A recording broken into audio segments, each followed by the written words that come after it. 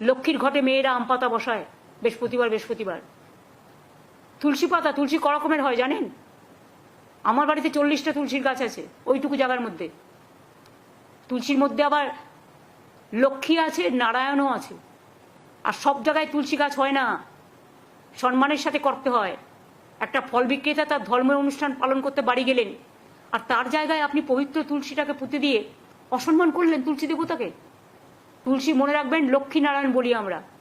শ্রীকৃষ্ণকে আমরা তুলসী দিই, জগন্নাথকে তুলসী দিই, আমরা লক্ষ্মী নারায়ণকে দিই। আপনার পুততে হলে নিজের বাড়িতে পুতলেন না কেন?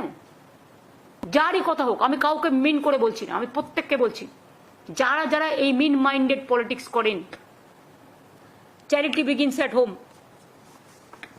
আয়নায় নিজের মুখ দেখুন, তারপরে অন্যের মুখ দেখবেন।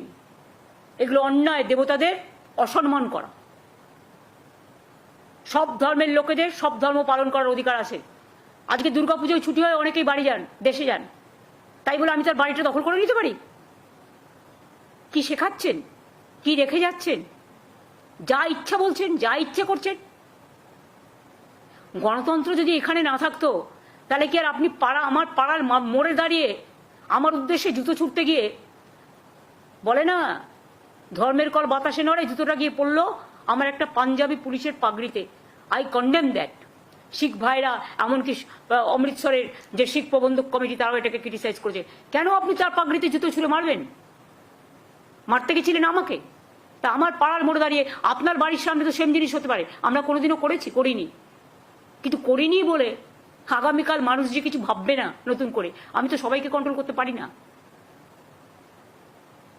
যদিও আমি এটাকে সমর্থন করি না, তাহলে পিএম এর বাড়ি যে কোনো দিন আমরা ঘেরাও করতে পারি, কিন্তু আমরা তো করি না।